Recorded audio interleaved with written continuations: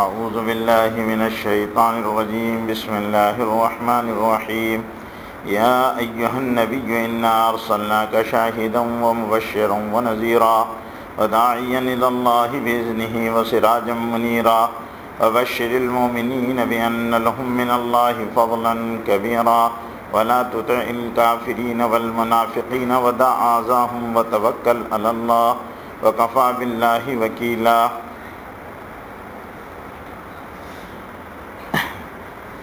یہاں حضور اکرم صلی اللہ علیہ وسلم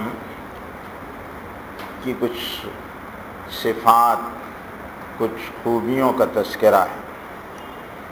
حضور اکرم صلی اللہ علیہ وسلم کو اللہ تعالیٰ نے جامع الصفات بنایا تھا، اور حضور اکرم صلی اللہ علیہ وسلم کو اللہ تعالیٰ نے تمام انسانوں میں سب سے زیادہ فضیلت اور برتری عطا فرمائی۔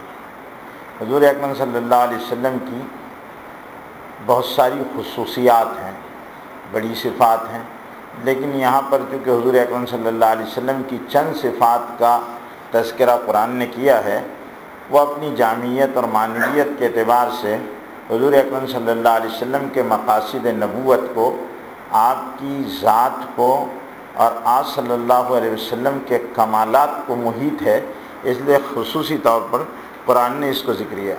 ان صفات کو بیان کرنے کی ایک وجہ یہ بھی ہے کہ حضور اکرم صلی اللہ علیہ وسلم کو پہنچنے والی تکلیفیں جو حضور اکرم صلی اللہ علیہ وسلم کو پہنچ رہی تھی، ان تکالیف کو اور ان پر حضور اکرم صلی اللہ علیہ وسلم کو صبر کی جو تلقین کی گئی تھی، اس کے بعد حضور اکرم صلی اللہ علیہ وسلم کی یہ خوبیاں بیان کر آپ کو تسلی بھی دینا مقصود ہے، اور آپ صلی اللہ علیہ وسلم کے بارے میں لوگوں کو آپ کی اہمیت بتلانا اور جتانا بھی مقصود ہے۔ کیونکہ اوپر کے مضامین سب آپ کے نے سنے ہیں کہ حضرت زید بن حارثہ کا واقعہ، حضرت زینب بنت جہش کا واقعہ، اور اسی طرح غزوہ خندق کا واقعہ، یہ ساری چیزیں ہیں۔ پھر ازواج مطہرات کے واقعات، اس کے بعد بھی حضور اکرم صلی اللہ علیہ وسلم کے کچھ خصوصی احوال کو ذکر کیا جا رہا ہے، اور وہ بھی حضور اکرم صلی اللہ علیہ وسلم کے انتہائی سیکریٹ قسم کے اور پرائیویٹ قسم کے حالات ہیں، جس کو اس میں بیان کیا گیا ہے، لیکن وہ آگے کی آیتوں میں آ رہے ہیں۔ یا ایھا النبی، اے نبی، حضور اکرم صلی اللہ علیہ وسلم کو اللہ نے جب بھی مخاطب کیا تو یا ایھا النبی یا ایھا الرسول کہا۔ دوسرے انبیاء علیہ السلام کو مخاطب کیا تو ان کے نام لیے۔ قرآن مجید میں یہ بہت واضح طور پر یہ فرق محسوس ہوتا ہے کہ یا آدم اسکن انت وزوجک الجنہ، یا نوح بت بسلام، یا ابراہیم تصدقت الرؤیا انا کذالک نجزی المحسنین، یا یحییٰ خذ الکتاب بقوہ، یا زکریا۔ تو اس طرح اللہ رب العزت نے نام لیا، لیکن حضور صلی اللہ علیہ وسلم کا نام لے کر کہیں بھی مخاطب نہیں کیا گیا۔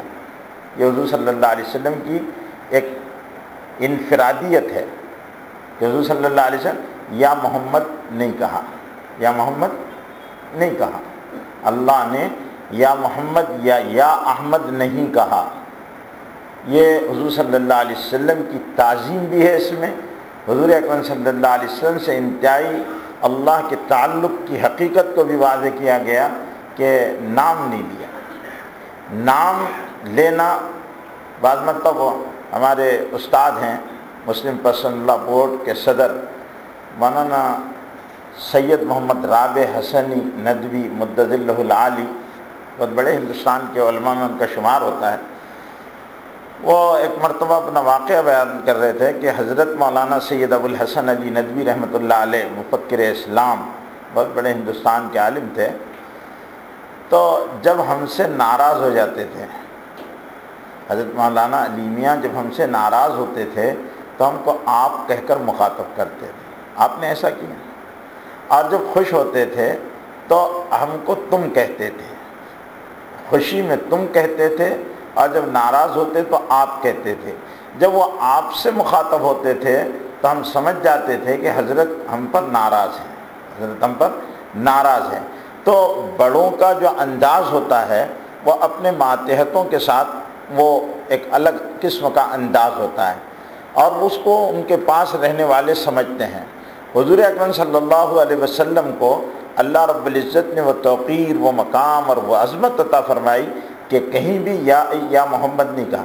4 جگہ قرآن مجید میں حضور اکرم صلی اللہ علیہ وسلم کا نام آیا ہے محمد، اور وہاں چاروں جگہ اس کی جو وجوہات ہیں وہ مختلف وجوہات ہیں، اور وہ لانا ضروری تھا، وہ لانا ضروری تھا۔ اب وہاں جب کہیں وہ موقع آئے گا تو میں سورہ محمد میں اور دوسری جگہ جہاں جہاں نام آیا ہے وہاں پر وہ اس کے ذیل میں مضمون بتایا جائے تو آپ کے سمجھ میں آئے گا۔ ویسے اگر اس کی وجوہات بیان کر دوں تو وہ سمجھ میں نہیں آنے والی چیز۔ اور جب بھی حضور صلی اللہ علیہ وسلم کو مخاطب کیا تو جیسے یا ایھا النبی کا، یا ایھا الرسول کہا، اور یاسین کہا، طٰہٰ کہا، یہ حضور صلی اللہ علیہ وسلم کی جلالت شان ہے، یا ایھا النبی۔ اب یہاں ایک سوال یہ ہوتا ہے کہ حضور صلی اللہ علیہ وسلم کو نبی کیوں کہا، رسول کیوں نہیں کہا؟ سوال یہ پیدا ہوتا ہے کہ حضور صلی اللہ علیہ وسلم کو نبی کیوں کہا، رسول کیوں نہیں کہا، یا ایھا النبی کہا؟ تو قرآن مجید میں کہیں یا ایھا الرسول بھی کہا اور کہیں یا ایھا النبی بھی کہا۔ نبی جو ہے اس میں عموم ہے، نبی میں عموم ہے، یعنی عام معنی میں نبی کا استعمال ہوتا ہے، لیکن رسول صرف اس کو کہتے ہیں جس کو اللہ تعالیٰ نے کتاب دی ہے۔ نبی کو کتاب نہیں دی جاتی ہے، بلکہ نبی کو جو ہے وہ کسی سابقہ کتاب اور سابقہ شریعت کی تبلیغ کے لیے اور اس کی تکمیل کے لیے بھیجا جاتا ہے۔ لیکن رسول جو ہوتا ہے اس کو باقاعدہ کتاب دی جاتی ہے، ایک قوم دی جاتی ہے، اور اس کو ایک بگاڑ کے مقابلے پر بھیجا جاتا ہے۔ تو حضور صلی اللہ علیہ وسلم دونوں صفات ہیں آپ کے اندر، آپ نبی بھی ہیں اور آپ صلی اللہ علیہ وسلم رسول بھی ہیں۔ رسول کم ہوئے ہیں، نبی زیادہ ہوئے ہیں۔ قرآن مجید میں نبی اور رسول دونوں کو استعمال کیا گیا ہے۔ تو حضور صلی اللہ علیہ وسلم کو نبی کہنے کی جو وجہ مفسرین نے بیان کی ہے وہ یہ ہے کہ اس عموم میں رسول بھی شامل ہے۔ اگر رسول کہا جاتا تو وہ عموم جو نبیوں کے لیے ہے وہ اس سے استثناء ہو جاتا، اس لیے نبی کہہ کر اس عموم کو شامل کر لیا گیا ہے۔ یا ایھا النبی، اے نبی، انا ارسلناک شاہدا، ہم نے آپ کو شاہد بنا کر بھیجا ہے۔ شاہد کے لفظی معنی ہوتے ہیں گواہی دینے والا، ہم نے آپ کو گواہی دینے والا بنا کر بھیجا ہے۔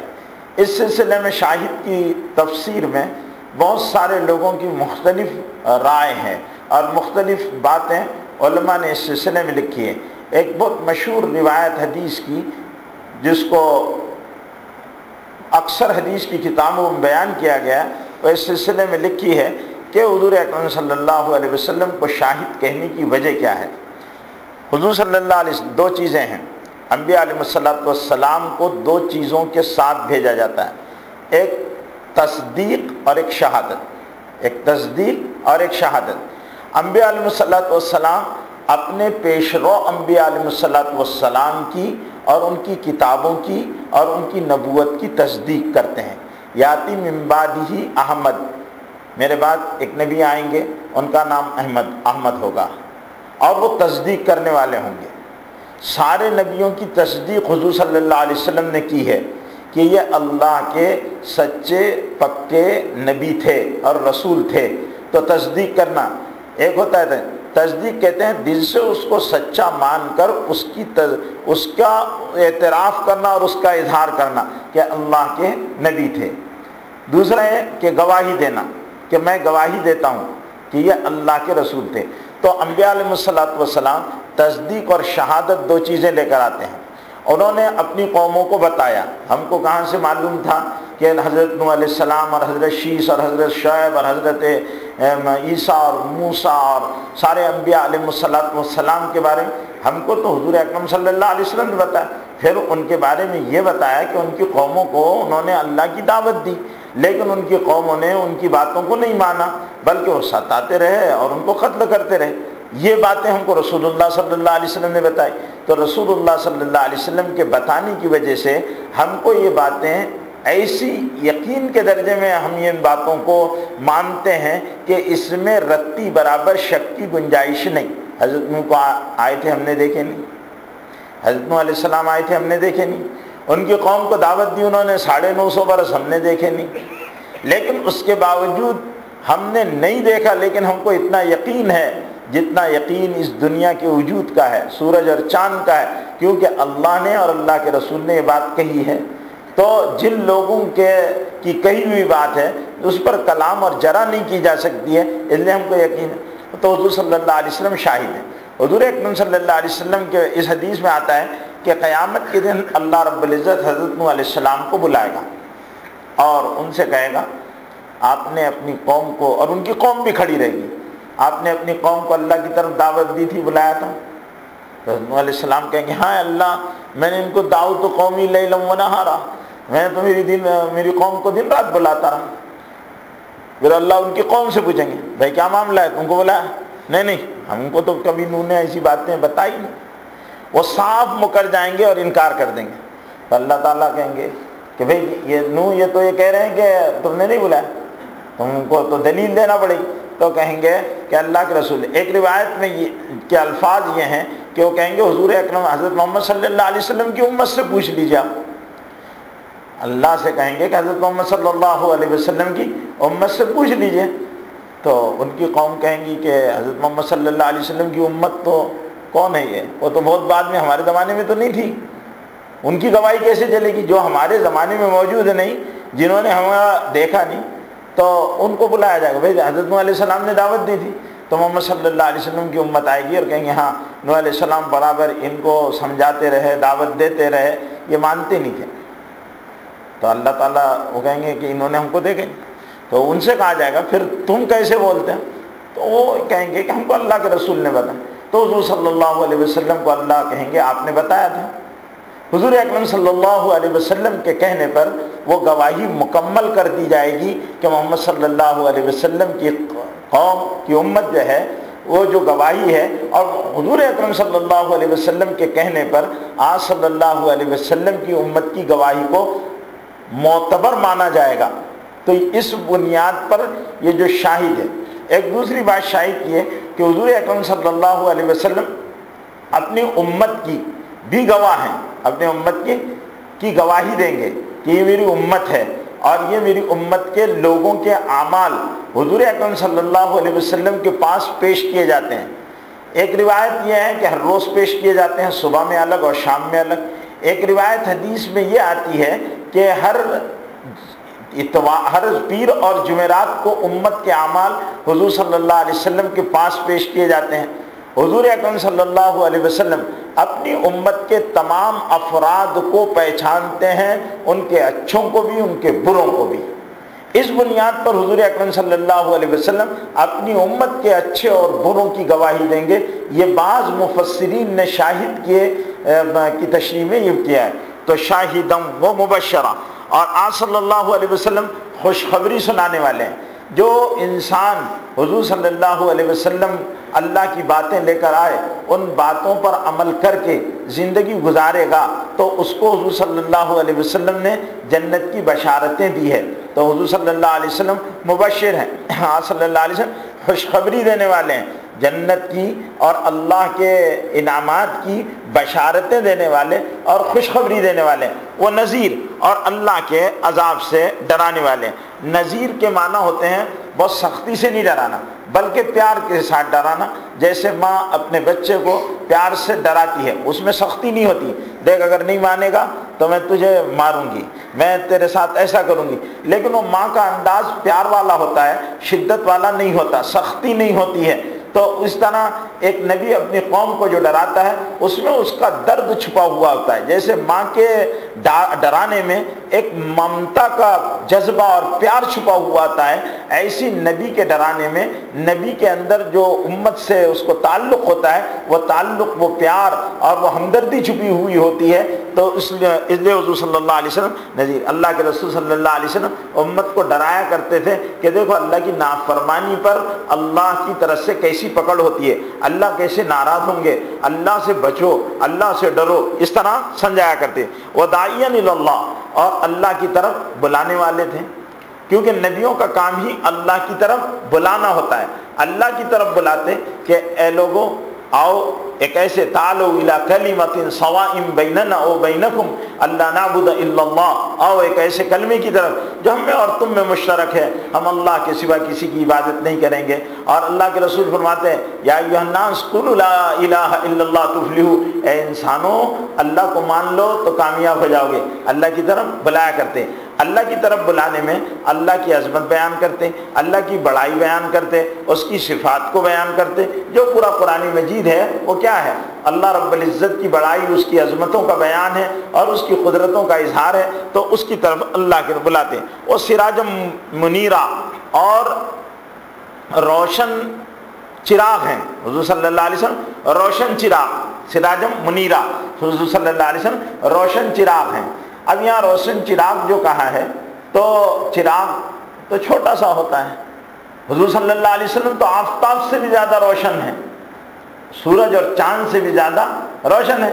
پھر چراغ کہا تو کیا ہو گیا کہ ایک ایسی چیز سے تشبیہ دی گئی ہے جو اپنی کمیت کے اعتبار سے بہت زیادہ معنی خیز نہیں ہے، لیکن اصل میں اس میں بڑی بلاغت ہے۔ بلاغت یہ ہے کہ سورج ہر وقت نہیں ہوتا اور سورج سے ہر ایک قربت نہیں رکھ سکتا۔ اگر آفتاب کہتے تو وہ تو ایک رات میں ہے دن میں نہیں ہے، دن میں ہے رات میں نہیں ہے۔ اگر چاند کہتے تو رات میں ہے دن میں نہیں ہے۔ پھر اس کے بعد یہ ہے کہ وہ دور ہے، ہر ایک اس سے کما حقہ فیضیاب نہیں ہو سکتا۔ چراغ ایسا ہوتا ہے کہ آدمی اس کو ہر ایک اپنے پاس رکھ سکتا ہے، قریب ہو سکتا ہے، اس سے اپنی ضرورتوں کو پوری کر سکتا ہے۔ اس لیے حضور اکرم صلی اللہ علیہ وسلم کو خدا نے روشن چراغ کی تشبیہ دی کہ آپ روشن چراغ ہیں۔ اب اس سے بیہقی وقت قاضی ثناء اللہ پانی پتی رحمۃ اللہ علیہ، جو تفسیر مظہری جن کی ہے، بہت مشہور اردو کی تفسیر ہے تفسیر مظہری، تو انہوں نے بڑی عجیب بات لکھی ہے کہ حضور اکرم صلی اللہ علیہ وسلم، انبیاء علیہ السلام کے قلوب جو ہوتے ہیں وہ مستنیر ہوتے ہیں، روشن ہوتے ہیں، اور ان کی روشنی سے لوگوں کے قلوب روشن ہوتے ہیں، ان کے دل روشن ہوتے ہیں، اور ان سے لوگوں کے قلوب روشن، دل روشن ہوتے ہیں۔ صحابہ کرام حضور اکرم صلی اللہ علیہ وسلم کے فیض کی وجہ سے، ان کی صحبت میں رہنے کی وجہ سے ان کے قلوب مستنیر ہو گئے تھے، روشن ہو گئے تھے، اور پھر صحابہ کرام کے واسطے در واسطے امت تک وہ نور جو ہے حضور اکرم صلی اللہ علیہ وسلم کا وہ فیض پہنچتا رہا، اور لوگ آج بھی جو حضور اکرم صلی اللہ علیہ وسلم کے منور قلب سے، جو مستنیر قلب ہے، منیر سراج منیر ہے، اس سے لوگ فیضیاب ہو، آپ کی باتوں سے، آپ کی ہدایت سے، آپ کی لائی ہوئی کتاب سے، آپ کی احادیث سے، آپ صلی اللہ علیہ وسلم کی سیرت طیبہ سے لوگوں کے قلوب میں روشنی پیدا ہوتی رہے گی۔ ایک بات یہ۔ دوسری بات، اور بعض علماء نے لکھی ہے کہ انبیاء علیہ السلام کی چونکہ حیات برزخی ہوتی ہے، اور حیات برزخی یعنی انبیاء علیہ السلام پر موت نہیں واقع ہوتی، وہ زندہ ہوتے ہیں، تو انبیاء علیہ السلام حضور صلی اللہ علیہ وسلم کی حیات برزخی جو ہے وہ ہماری حیات برزخی سے بلکہ دنیاوی حیات سے بھی زیادہ بدرجہ بہتر ہوتی ہے اور بہتر ہے۔ تو حضور صلی اللہ علیہ وسلم کے توجہات اور حضور اکرم صلی اللہ علیہ وسلم کے فائدے جو ہے وہ امت کو عالم برزخ سے بھی امت کو پہنچتے رہتے ہیں۔ اور اس کے پہنچنے کی شکل کیا ہے؟ جیسے حدیث میں آتا ہے کہ جب کوئی حضور صلی اللہ علیہ وسلم پر درود بھیجتا ہے تو حضور اکرم صلی اللہ علیہ وسلم اس کے درود کا اور اس کے سلام کا جواب دیتے ہیں۔ یہ حدیثوں بہت زیادہ وضاحت کے ساتھ حدیثوں میں آیا ہے، تو وہ اس جو فیض ہے وہ امت کو حضور اکرم صلی اللہ علیہ وسلم کا اس صورت میں بھی پہنچتا رہتا ہے۔ ایک تو آپ کی تعلیمات کی شکلوں میں پہنچتا ہے، پھر جو درود و سلام کی سوغات امت حضور صلی اللہ علیہ وسلم کو بھیجتے رہتی ہے، اس سے بھی امت کو فیض اور فائدہ پہنچتے رہتا ہے۔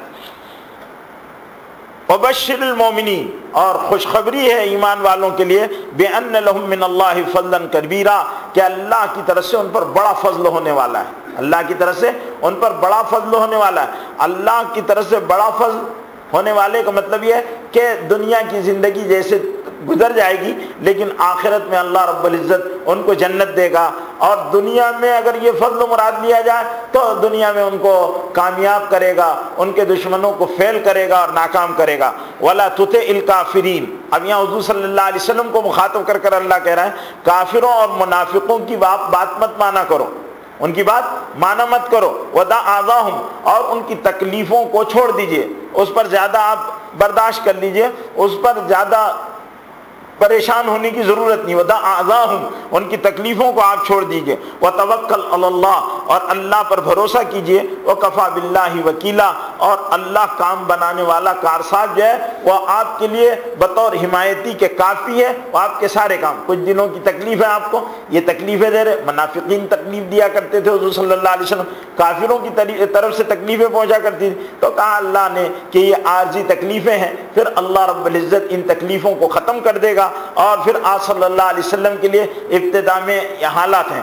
تمام انبیاء میں پر ابتدا میں بڑے شدید حالات آتے ہیں۔ حضرت نوح علیہ السلام کا قرآن نے سورہ نوح نازل کی اور اس میں ان کے تکلیفوں کے دور کو بیان کیا، اور 950 سال تک وہ تکلیفوں کا دور حضرت نوح علیہ السلام کا چلا، پھر تکلیف دینے والے ختم کر دیے گئے اور حضرت نوح علیہ السلام کی حفاظت کر لی گئی اور ان کے ماننے والوں کو بچا لیا گیا۔ اسی طرح اور انبیاء علیہ السلام کے واقعات قرآن مجید میں ان کی قوموں کی طرف سے جو ان کو اذیتیں اور تکلیفیں دی گئی، اللہ ان کی حفاظت انبیاء کی کرتا رہا، اور ان کی قومیں اپنی تکلیفوں اور اپنی شرارتوں کی وجہ سے اپنے انجام کار کو پہنچ گئی۔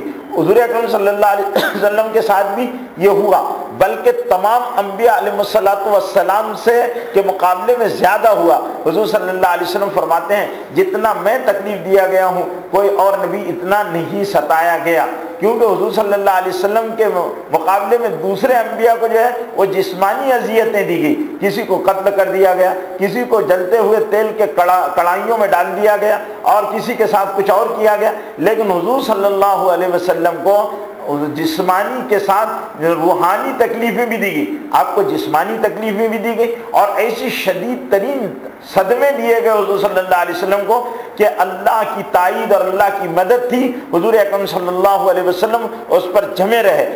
بڑے سخت، آپ نے ابھی اس میں سورہ احزاب کے واقعات کے کیسا شدید وقت تھا صحابہ کرام پر، جب فوجیں مدینے پر چڑھ کر آ گئی تھی اور اندر اور باہر سے سازشیں ہو رہی تھی اور ان کے وجود کا خطرے میں پڑ گیا تھا، اور ایمان والوں کی حالت دیگرگوں ہو گئی تھی، اور ان کے دلوں میں طرح طرح کے خیالات آنے لگے تھے، اور اللہ کے بارے میں وہ گمان کرنے لگے تھے کہ پتہ نہیں اللہ مدد کرے گا یا نہیں کرے گا، اس طرح کے حالات پیدا ہو گئے تھے۔ پھر حضور صلی اللہ علیہ وسلم کا شیب ابی طالب میں قید ہونا اور طائف کے میدانوں میں پتھر کھانا، اور آپ کا ہجرت کی رات میں آپ کے گھر کو ننگی تلواروں سے گھیرا جانا، اور آپ صلی اللہ علیہ وسلم کا ہجرت کرنا وغیرہ وغیرہ، آپ کی بیٹیوں کو طلاق دینا، طلاق کا دیا جانا وغیرہ، یہ ساری چیزیں جو ہیں وہ سب حضور صلی اللہ علیہ وسلم کے پر شدید ترین دور گزرا ہے تکلیفوں کا۔ اللہ کہتے ہیں کہ آپ وَدَعْ آذَاهُمْ، ان کی تکلیفوں کو چھوڑ دو اور ان کی باتوں میں مت آنا، ہم سب انتظام کر لیں گے، کیونکہ اللہ کا ایک معاملہ یہ ہے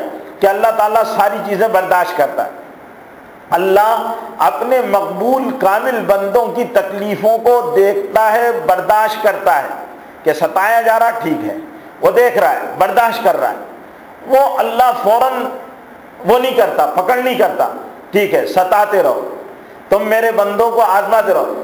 اور جو تکلیف دینے والے رہتے ہیں جیسے فرعون، بادشاہی کے نقشے میں ہے، نعمتیں اڑا رہا ہے، اور اب اللہ کے نبی کو تکلیف دے رہا ہے، ان کی قوم کو تکلیف دے رہا ہے، اور ان کے بچوں کو قتل کر رہا ہے، لڑکیوں کو زندہ رکھ رہا ہے۔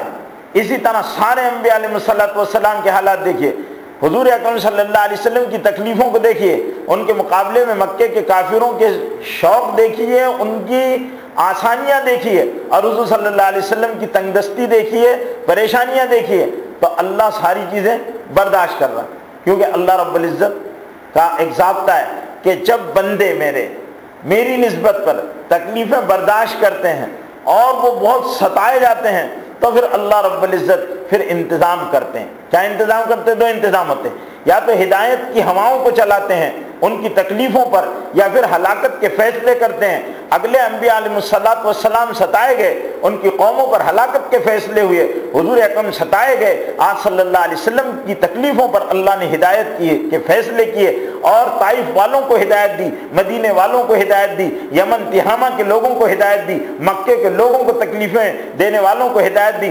منافقین کی اولادوں کو ہدایت دی، اور جن جن لوگوں نے ستایا ان کے خاندانوں میں، ان کی نسلوں میں اللہ نے دین کو زندہ کر دیا، اور حضور اکرم صلی اللہ علیہ وسلم کی بات اور دعوت ترین اور خشکی نے ہر جگہ پہنچا دی، اور آپ کے نام کو رفعنا لک ذکرک، آپ کے نام کو بلندی عطا فرما دی۔ تو یہ ہے اللہ کا انتظام۔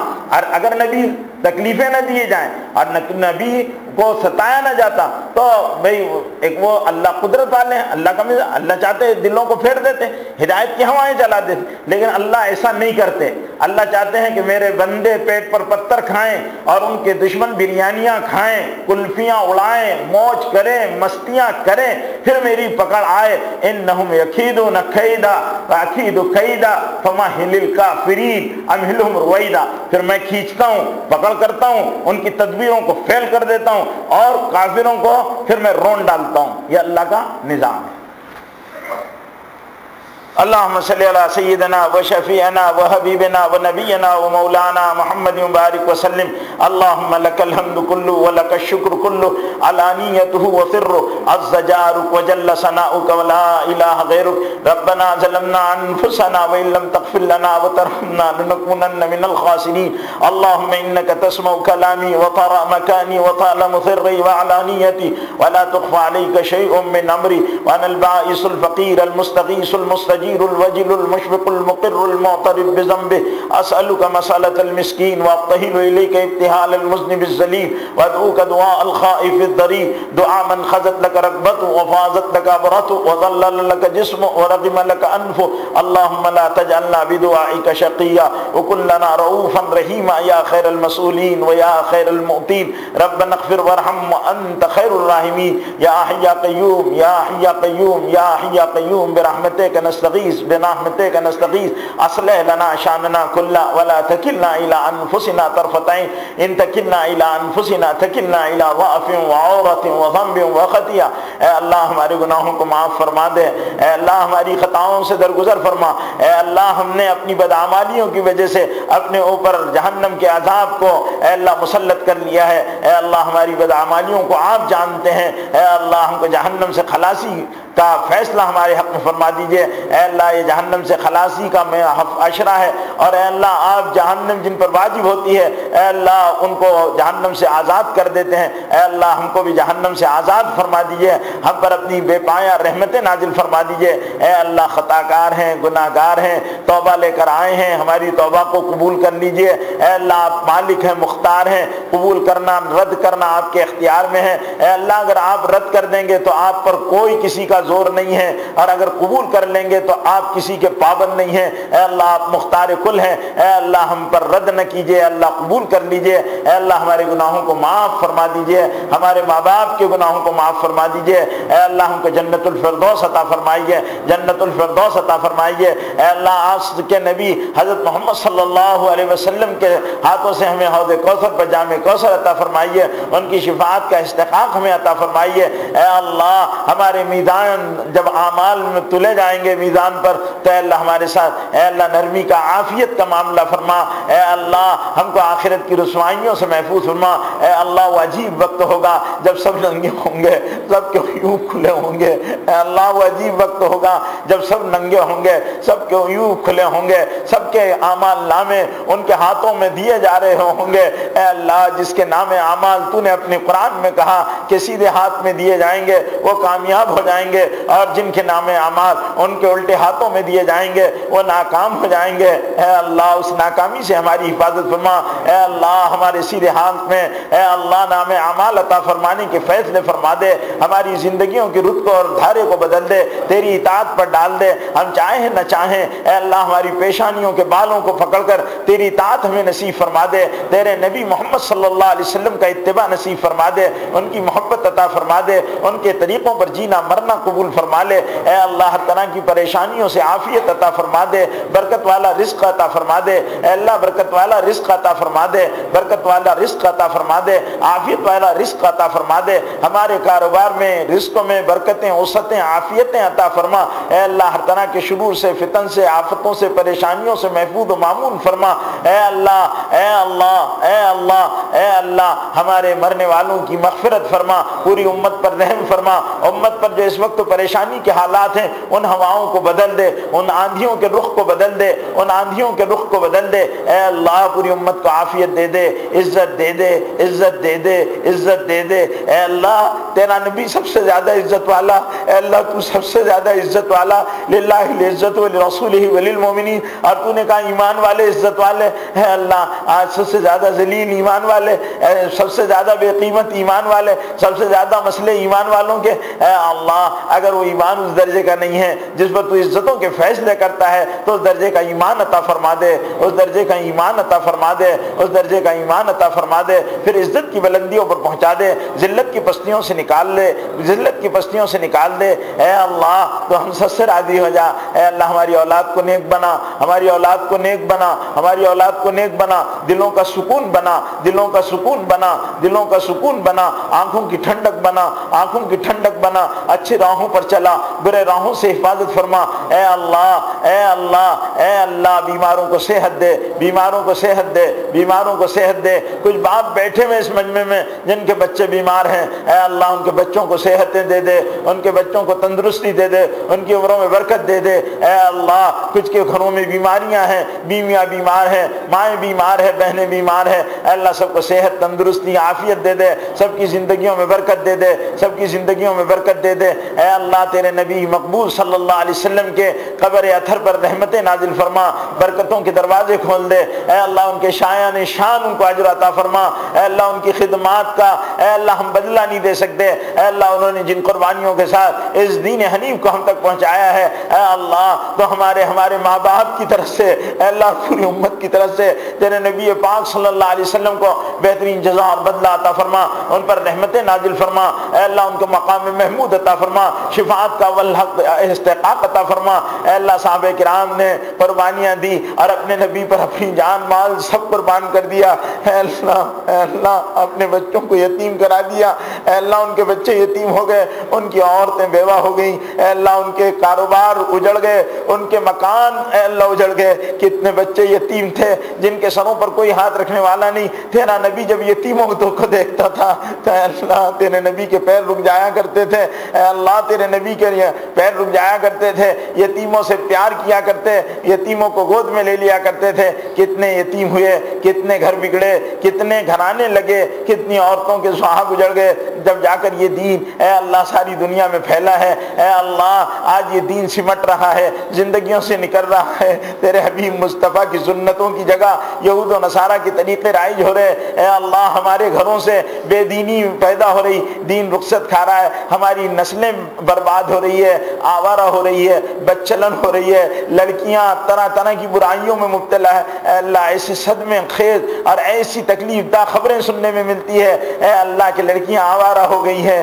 اے اللہ لڑکیاں آوارہ ہو گئی ہے، اے اللہ لڑکیاں آوارہ ہو گئی، لڑکے آوارہ ہو گئے، لڑکے بچلن ہو گئے۔ اے اللہ برائیوں کا زور ہے، زنا بڑھ رہا ہے، سود بڑھ رہا ہے، برائیاں بڑھ رہی ہے، بے پردگی بڑھ رہی ہے۔ اے اللہ تو ہی ہدایت کے فیصلے فرما دے، تو ہی ہدایت کے فیصلے فرما دے، تو ہی ہدایت کے فیصلے فرما دے۔ اے اللہ غلط راہوں پر چلنے والوں کے قدم صحیح راہوں پر ڈال دے۔ اے اللہ ہمارے اس ملک میں عافیت کے خیر کے اے اللہ بھلائی کے فیصلے نازل فرما۔ اے اللہ رحمتوں برکتوں والی بارش نازل فرما، رحمتوں برکتوں عافیتوں والی بارش نازل فرما۔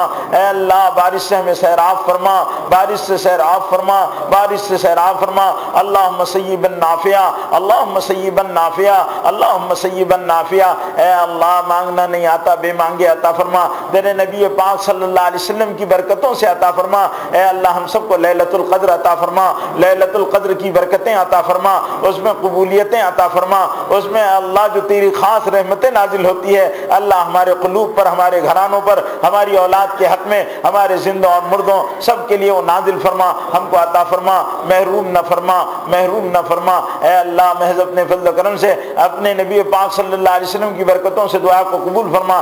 ربنا تقبل منا انك انت السميع العليم وتب علينا انك انت التواب الرحيم، وصلى الله تعالى على النبي الامي الكريم وعلى اله وصحبه اجمعين، آمين برحمتك يا ارحم